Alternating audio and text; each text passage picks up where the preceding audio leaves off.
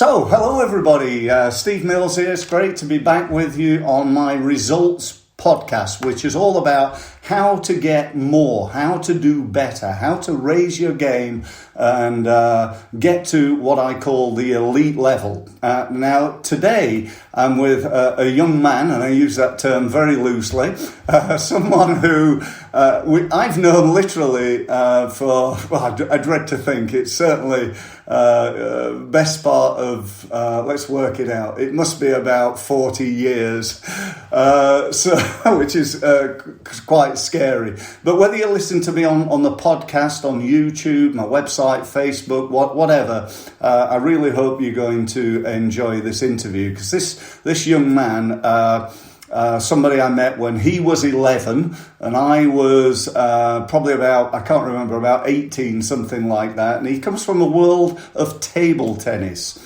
Some of you know that back years ago when dinosaurs roamed the earth, I was a pretty good table tennis player. I played full-time professionally for 10 years. And I was about 18, so I was getting, starting to get into the top 20 in England, something like that. And I played this young guy who's about 11, who everybody told me was going to be a really good player. But I thought, you know what, I'm gonna pound him down. I'm going to beat him. I'm going to show him who's the best player. And immediately went on and I think lost 2 straights to this young guy. So without further ado, welcome Alan Cooke. It's great to have you on the programme, and thank you ever so much for your time in being here. Morning, Steve. No, great to catch up with you again. We obviously spent a lot of time together in those early years, and unfortunately, life takes you in different routes. Yeah, sure. Yeah. We haven't spent a lot of time, so yeah, great to catch up with you.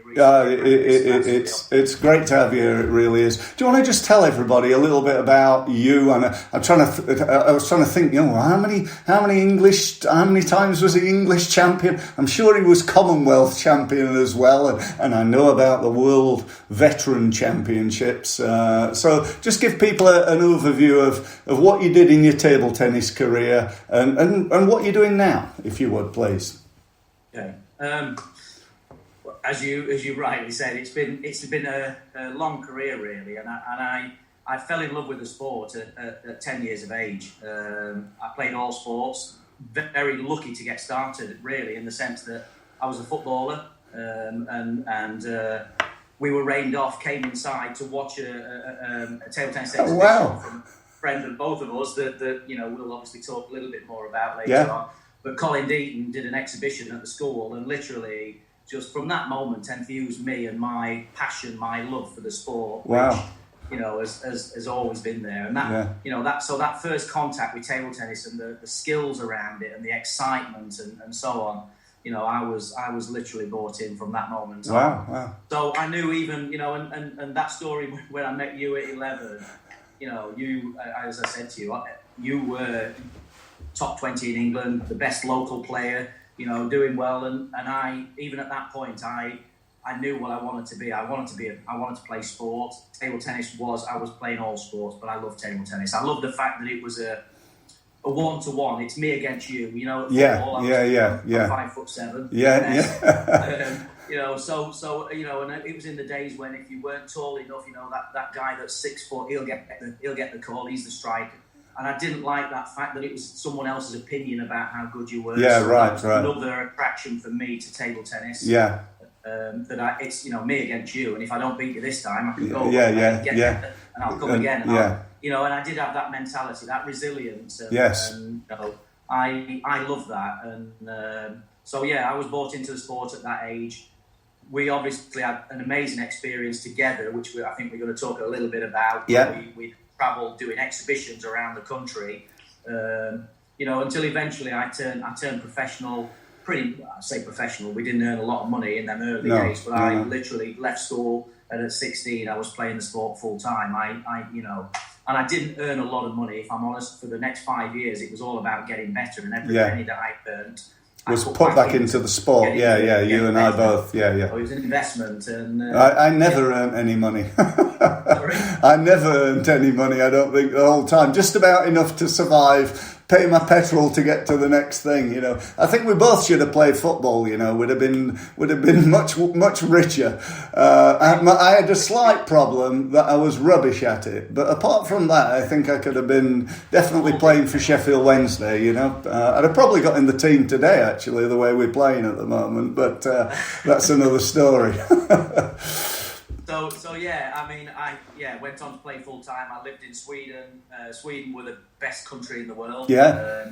Better than China at that moment. So I was really fortunate to get picked up out there. It was a stroke of luck. In some ways, it was that they contacted me. So I went to live out there. But living and playing amongst the best players in the world, and I did have a great grounding. I was ready mentally and physically when I went to live out there. So it all happened very quickly from the age of 18. The progress that I made into becoming, what you did. So remind us, how many times were you like English champion? I can't. Singles, six times in the singles, and you were Commonwealth as well, weren't you? I was Commonwealth singles champion. I won 5 Commonwealth gold medals with a team as well. Did you? Right. Okay. Wow. Yeah. European, 2 European silvers, 2 European bronze medals, and 1 World Cup's bronze medal. Wow, fantastic! Well. Yeah. So you played a little bit above my level, I'd say, but It's over a long period. It was over a long period. Sure. I stopped playing, Steve. I retired at 31. Which, I think I burnt out, if I'm honest, at that stage. Right. And also, I think in that era, we believed that when you got to 30, you were past it. Yeah. I completely, I missed the sport. I was, really, I searched for 3-4 years, got into the coaching world. I enjoyed coaching, but it didn't give me the sense of satisfaction that playing, and I got myself fit again. First and foremost, I got fit again. Started playing, and then I never got back to the standard from the age of 35 to 40 that I was, but I loved it. I loved doing stuff from that age the way that I wanted to do it. And all the things that I've learned in that first career, putting it together and doing it my way was it's fantastic. Yeah. So I retired ultimately from playing. I retired after I wanted to play a Commonwealth Games. Right.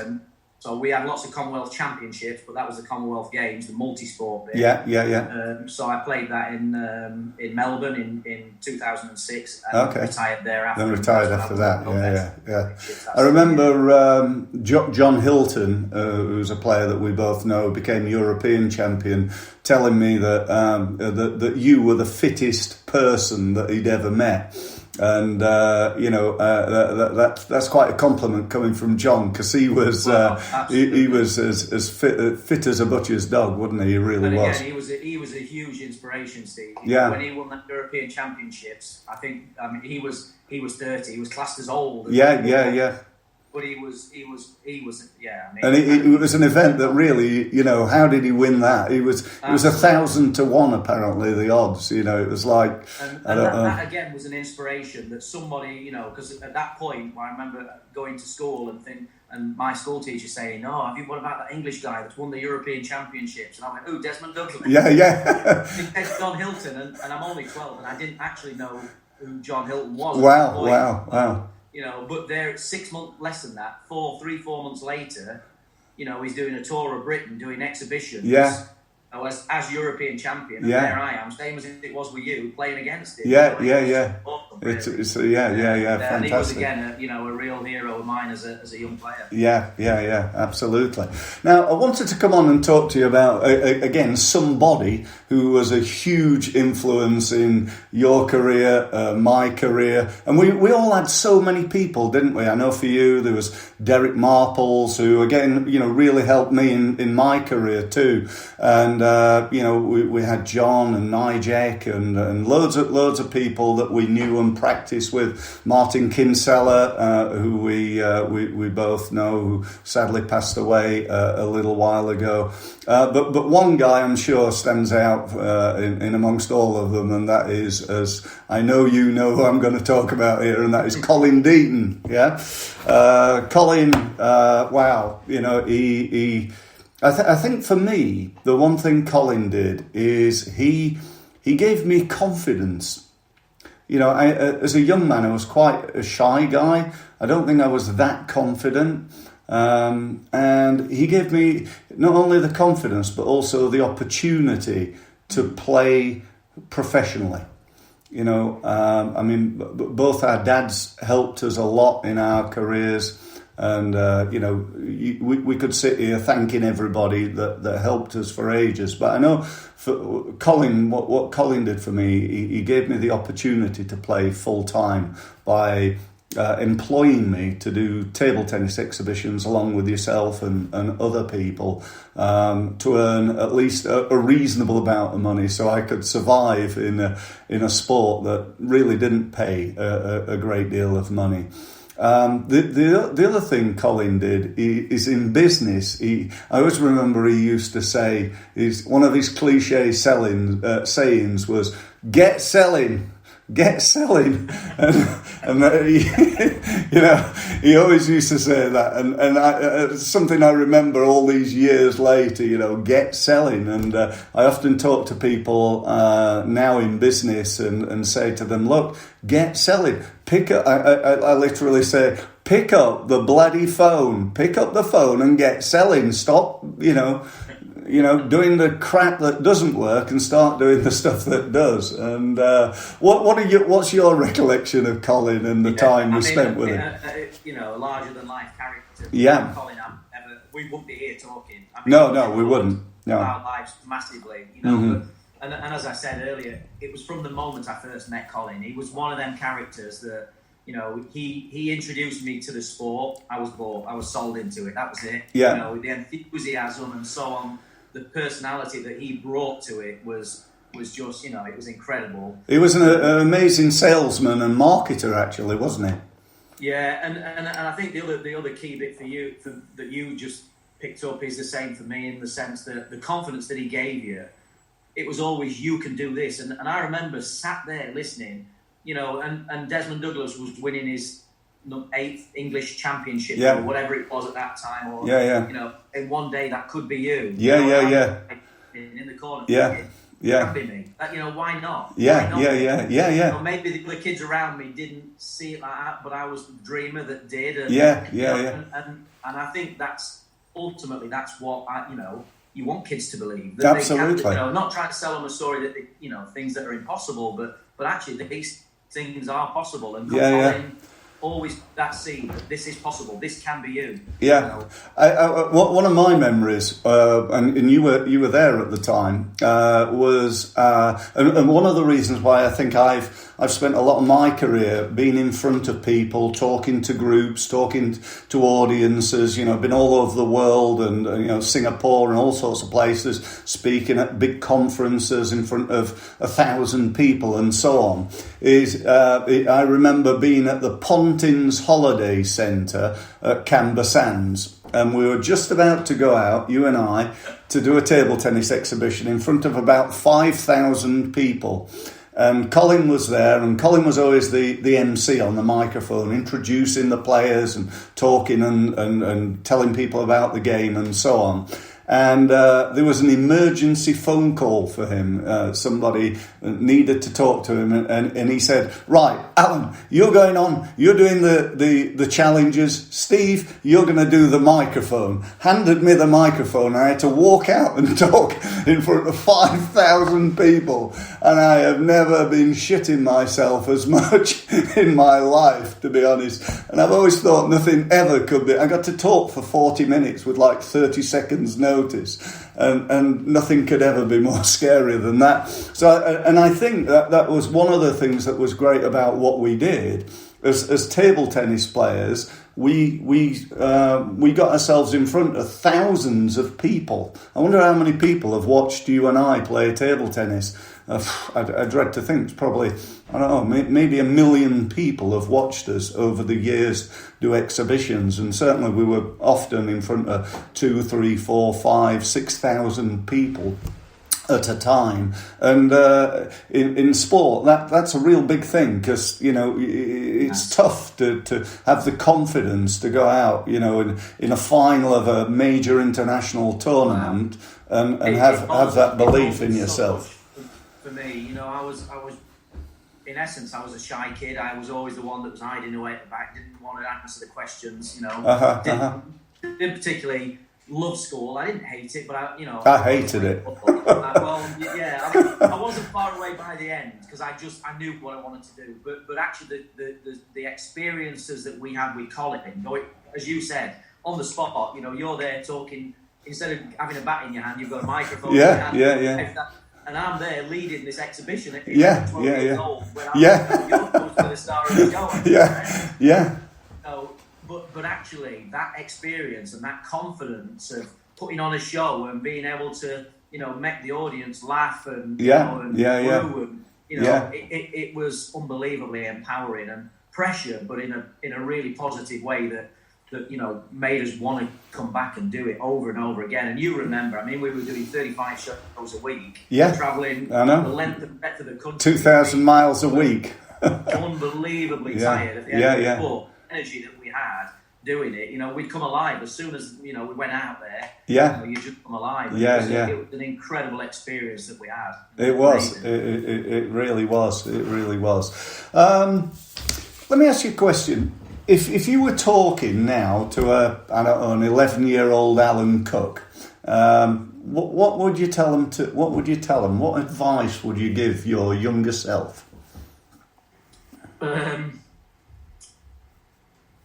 Do you know what? I wouldn't change anything that I did, but I think circumstances are somewhat different. I think there are different opportunities available for young players. But I think the one thing that I'm really proud that I did, I dreamt about being, a tech player. Yeah. And went for it. Yeah. I didn't hold back. What was your goal, Al? What was your goal? What were you trying to achieve? When I first set out, I wanted to just play the sport for a living. Did you? Right, okay. Immerse myself and play every day. As I start to understand, actually I've got to earn a few pounds here. I've got to make some money. But, otherwise this is indefinite. You can't do it. I had to be on their level. But actually, the thing that motivated me, Steve, was winning medals. Yeah. And being in a team that could compete, because that. Eventually you get bored. If you're going away and you're getting beat every week and you're not getting better, there's no signs of changing. Eventually that's why people retire early. I did exactly that. I got to be about 28 and I thought, do you know what? I'm probably not going to get any better than this. Let's go and do something else now, and I do regret that in many ways, because I probably, could have stuck around for a few more years, and who knows, I was still in the top 10 in England at the time, and I just went from playing full time to, right, that's it, I'm not going to play anymore, and went on and did something else. And I think probably do regret that.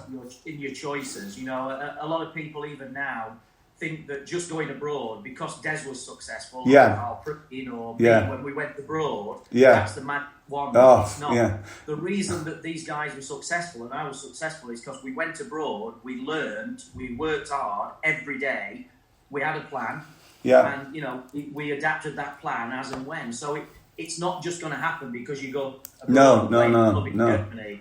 You've got to be working in the right way with the right people. The right I went to Germany myself, as you probably remember, and played there. And I played for a reasonable team to start with in Mannheim.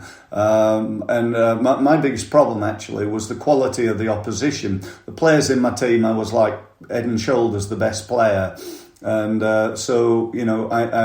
before, where I used to practice with yourself and John Hilton, Nigel Eckersley, people like that, I was playing with people that were at least as good as me, if not better than me, pretty much most of the time.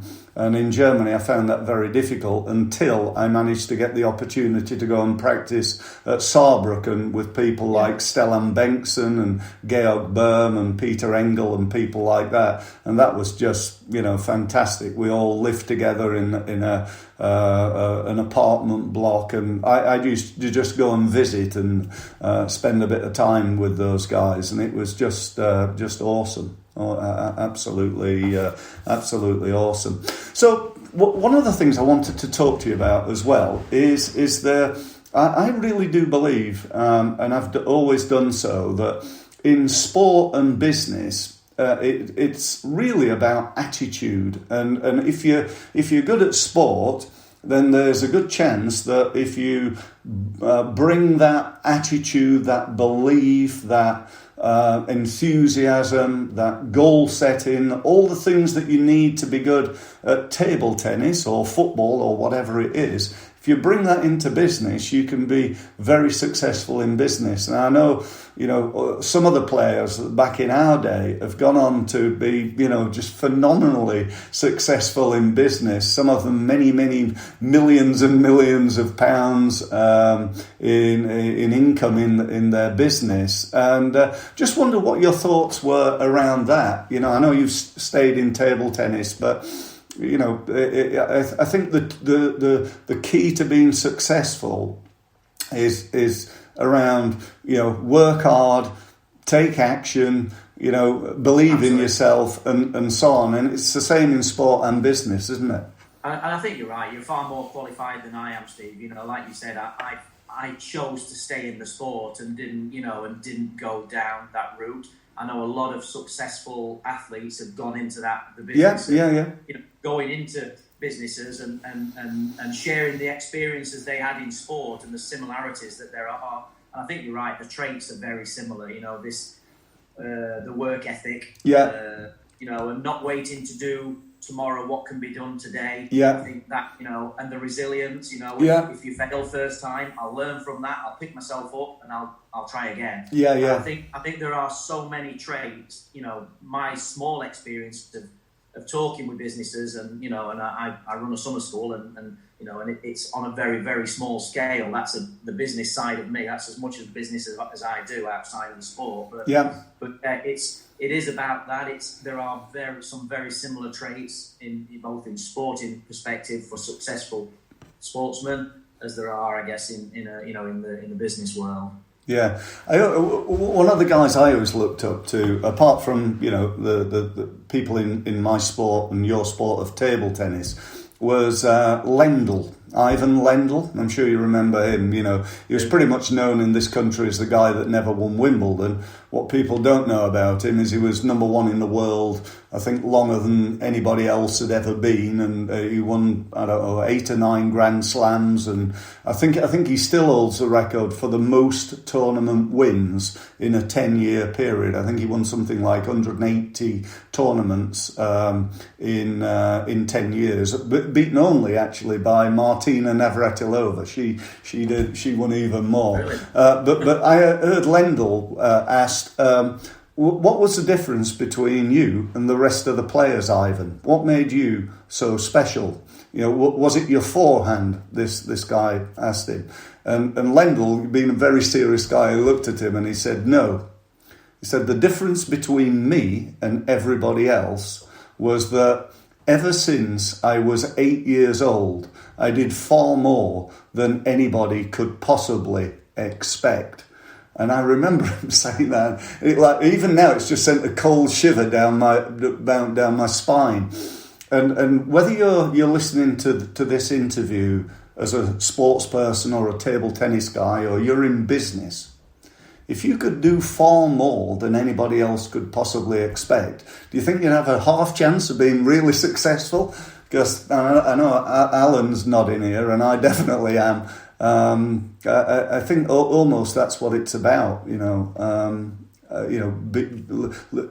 raising your game, and then raise it again, and then raise it again, and just keep going, keep pushing. That's what's going to get you successful, isn't it, at the end of the day? And seeing that as a positive challenge, I love nothing better than when people used to say, "Oh, he can't do that. He's not good enough to do that." I loved that challenge, and I remember sitting on the bench for England and playing a match, and my teammate, I won't say who it was at that time. Okay. This guy is so good. He's got the best backhand in the world. Look at that. Nobody can beat him backhand to backhand. So there's me thinking, because I didn't like that sort of talk. No. I'm aware of how good this guy is. Yeah. I've got to play him. Yeah. But actually, what I wanted to do is prove people wrong in that sense. And actually, not only am I going to try and beat this guy, I'm going to try and beat him in the area that you've just told me he can't be beat. Yeah. So backhand to backhand, I'm going to try and you know, and I think it's that mentality, Steve, Yeah. you know, that drove me. So turning things into a positive Yeah. and a challenge rather than seeing it as a problem. That's again a key indicator for me that for kids that can be successful, particularly in a sporting. They'll turn it into something creative and positive. Yeah. So many people in the business world say, "Well, I'm not a salesman. You know, I'm not very good at selling. I don't like selling. Or I hate picking up the phone." You know, and you know, if that's their belief, how good are they going to be at doing that? They're going to be crap at it. They're going to pick up the phone. They're going to fumble over their words, not do very well, put the phone back down again, and hate doing it even more. And that's just never going to get you anywhere. And you know, we've got to have that attitude that you'd got. I remember once coming and watching you. I think it was in Belper, in Derbyshire. You were playing for England against China, and China at the time, probably, you know, pretty much most of our lives, have been the best, or certainly one of the best countries in the world. And they had a pretty good team out there, you know. And I said to you, "So, how do you think you'll get on today?" He said, "Well," he said, "you know, I'll either win 2 or possibly 3 if I play really well." And I went, "Oh, fucking hell." Because that's so not English, is it? It's sort of more to go, well, I don't know, you know, they're a good team playing against China. But you were so confident. You knew you'd win 2. And you might win 3, and you know what? You won 2, you know. Which maybe you should have said, "Oh yeah, I'm going to win 3. Yeah, I'll win 3, Steve. No problem, no problem at all." On that one, with a bit of experience, you know, put yourself under pressure. No, but I admired that. It's something I remember, you know. And this again, we're looking at, you know, whatever it was 30 years ago, and it's something I remember, and you know, it's important. It comes back to the old thing: if you think you're going to win or think you're not, you're probably right. And you got to go out there believing you were going to win. Another friend of ours, Kevin Beardsley, often used to say to me, I used to go on the table against a player called Kenny Jackson, and he said, you never believed you were going to win, Steve. And I used to argue with Kev. I said, no, I do. But I think deep down inside, I didn't. I thought that, you know, and I proved myself right many times. It's interesting, isn't it? Yeah. So we're sort of coming towards the end of the interview and our time together. Want to ask you about the future. Where, you know, what's the future for you, and what you know, table tennis is something we're really passionate about. I'd love to know where you know, what's the objectives in terms of what you're doing, and how you know, where you think table tennis can go as a sport, and maybe table tennis in England. Well, I mean, obviously I've been involved from being 16 years of age. Yeah. As an international player, and I've been involved in performance level right up to today. I'm probably involved in what I consider as the most interesting project that I've been involved in as a coach. Yeah. Which is developing our programs for the young players. And we've also got more coaches in that setup than what we've ever had at the moment. And I'm loving it, Steve. It's a real challenge. You know, we haven't got a structure like, certainly not like China or the Asian countries. No. You know, so we're not going to produce a production line of players year on year in that sense. You know, we just haven't got the volume and the kids that can give that much commitment. You know, even the best countries in Europe have obviously got clubs that can allow kids to play far more often at a higher level than what we've got. However, what we are starting to put in place now over a period of time is a system that's going to really give the kids that, with that mentality that I had as a young player and you had as a young player, those kids that want to get involved and want to try and find out how good they can become at the sport, there's now an opportunity. So for that 9, 10, 11-year-old that really wants to know how good they can be and what it's going to take, there's an opportunity for them. So I'm really enjoying being immersed in that project at the minute. Fantastic. and obviously at the top end of our game, I'm working with the coaches as well. And we've got, the men, Liam Pitchford is right at the top. What's he ranked now? It's about 10, is he, something like that? 12? He's about 12 in the world. He's very close to getting inside that top 10. Yeah. On his day, he is in there. He's proved that. He beat Marlon, didn't he? I remember a little while ago watching him on YouTube, and And he's a much more mature athlete person than he was a couple of years. He's learning, he's learning rapidly. Yeah. And there is nothing stopping the likes of Liam going to an Olympic Games this summer, and being able to compete with every single player there on his day. One match at a time. That's how good he is. And I think, for the youngsters to be inspired and see that you can do that, even coming from a country like England. Got professional clubs, really, we can still be the best in the world if we do the right things and we make the right choices and commit to that work. Yeah. So, I'm excited about the work that we're doing, and I've no intention to leave this sport. Much today as I did the day that I started. I think things have improved so much since our day, haven't they? We were often practicing in freezing cold church halls and in rooms above pubs and all sorts of places, and the standard of coaching, was, great guys often who helped us. I don't think I ever paid a coach as such, and it was all voluntary, and I sincerely thank everybody who helped me, and I'm sure you do the same. Oh, definitely. And the fact that it was hard, Steve, was probably the reason that we were able to get to a good level. What we don't want to do here is make it easy for the kids. No. Kids have got to be prepared. This is a tough journey, whether it's sport or business. Yeah, it is. Got to be prepared for a rough ride. They've just got to learn how to manage themselves when these tough times. And the tough times at the moment make it even more difficult, don't they? The ones that come through this. And I had a conversation with you prior to the interview about the kids in our program that actually the majority, nearly all of them, are as enthused as now coming back, even though they've not been able to pick a bat up for the majority. Not got any tournaments to play in, and so on. They're desperate, and they're keen to get back into the sport. And it's those sort of kids that will be successful in our sport, but there's lots of life lessons in what's happening right now. And the journey absolutely. that you have in table tennis, there's a lot of life lessons there. So. I agree. Yeah, brilliant. Okay, I'll not take any more of your time. Thank you ever so much. It's been brilliant to catch up with you. It's been brilliant to talk to you. I think we could keep going for the next 5 hours, but I don't think we should probably do that. So thank you ever so much, Alan Cooke, for being here. If people want to take up table tennis, just give us the website, the Table Tennis England website. Table Tennis England website. There's loads of information, loads of contact details on there. It's the best sport in the world. Yeah, it is. And we're very biased.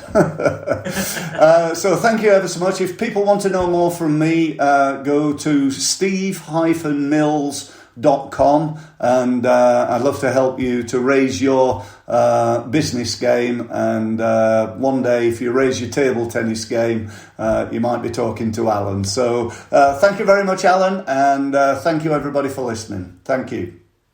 Thanks, Steve.